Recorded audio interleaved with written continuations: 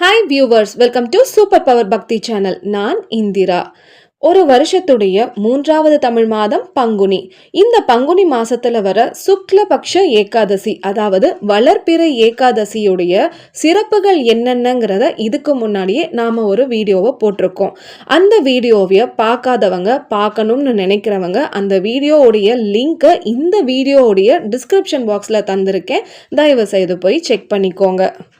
அந்த வரிசையில பங்குனி மாசத்துல வர கிருஷ்ணபக்ஷ ஏகாதசி, அதாவது தேய்பிறை ஏகாதசியுடைய பெயர் என்ன, அதனுடைய சிறப்புகள் என்ன, விரத முறைகள் என்ன, அந்த விரதம் இருந்தா நமக்கு கிடைக்கும் பயன்கள் என்னென்னங்கிறத தான் நாம இந்த வீடியோல பார்க்க போறோம். வாங்க வீடியோக்குள்ள போகலாம். பங்குனி மாசத்துல வர கிருஷ்ணபக்ஷ ஏகாதசிக்கு விஜயா ஏகாதசி அப்படின்னு ஒரு பெயர் இருக்கு. விஜயம் அப்படின்னா வெற்றி. இந்த ஏகாதசிக்கு நம்ம விரதம் இருந்தா என்ன கோரிக்கை வச்சாலுமே அது அப்படியே வெற்றியாகுமா. அதனால தான் இதுக்கு ஜெயத்தை அளிக்க வல்ல ஏகாதசி அப்படின்னு பெயர். அதனால தான் இதோடைய பெயரை விஜயா ஏகாதசி அப்படின்னு சொல்லப்படுது. ஏகாதசியுடைய பொதுவான விதிமுறைகளும் அதனுடைய பலன்களும் என்னென்ன அப்படிங்கிறத நம்ம ஏற்கனவே ஒரு தனி வீடியோவா போட்டிருக்கோம். அந்த வீடியோவுடைய லிங்கையும் இந்த வீடியோவுடைய டிஸ்கிரிப்ஷன் பாக்ஸ்ல கொடுத்துருக்கேன். அதையும் தயவு செய்து செக் பண்ணிக்கோங்க. ஏன்னா ஒரு ஏகாதசியோடைய விரதம் இருக்கணும் அப்படின்னாலே முதல்ல இந்த பொதுவான விதிமுறைகளையும் ஃபாலோ பண்ணணும்.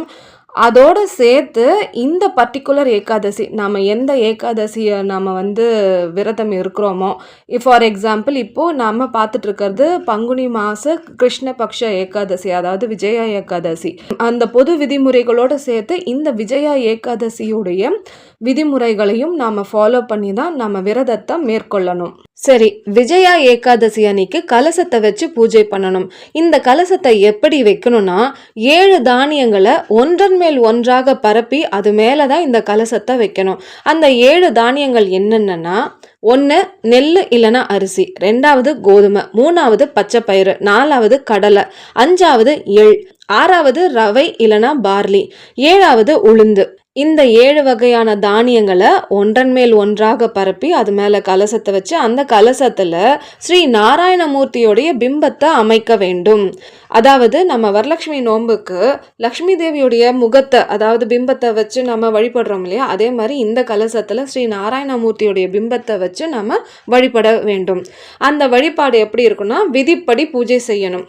எந்த விதிப்படினா, பொதுவாக இந்த ஏகாதசியோடைய விதிமுறைகள் என்னென்னவோ அதை ஃபாலோ பண்ணி பூஜை செய்யணும். அடுத்த நாள் துவாதசி வரும். அந்த துவாதசி அன்னைக்கு பாரணைக்காக நாம் பிரசாதம் செஞ்சுருப்போம். அந்த பிரசாதத்தை சாமிக்கு படைச்சதுக்கப்புறம் ஒரு சாதுவுக்கு அன்னமளிக்க வேண்டும்.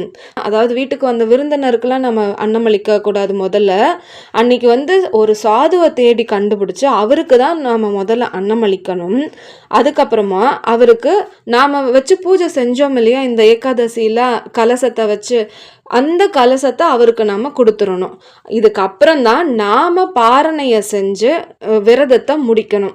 இதுதான் விஜயா ஏகாதசி அன்னைக்கு நாம ஃபாலோ பண்ண வேண்டிய விரத முறைகள். சரி, இப்போ இந்த விஜயா ஏகாதசியுடைய பெருமையை உணர்த்தும் ராமாயண கதை என்னங்கிறத பார்ப்போம். தந்தை தசரதனுடைய சொல்படி ஸ்ரீராமர் வனவாசம் சென்றார். அந்த டைம்ல தான் ராவணன் சீதா பிராட்டியை கடத்தி சென்றார். சீதா பிராட்டியை தேடி வீரனான ஹனுமான் லங்கைக்கு போறாரு. அங்க தேடி கண்டுபிடிக்கிறாரு. சீதையுடைய தரிசனமும் பெறுகிறார். அதுக்கப்புறம் அந்த செய்தியை ராமச்சந்திர பிரபு கிட்ட சொல்றாரு. இந்த மாதிரி சீதா பிராட்டியை இலங்கையில இருக்கிற அசோகவனத்துல ராவணன் கடத்தி வச்சிருக்கான் அப்படிங்கிற செய்தியை கொண்டு போய் ராமச்சந்திர பிரபு கிட்ட ஹனுமான் சொல்றாரு.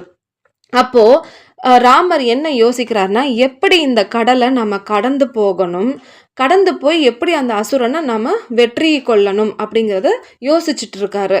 ஒரு முனிவரை போய் சரணடைகிறாரு. அந்த முனிவருடைய பெயர் பகதால்பியர்.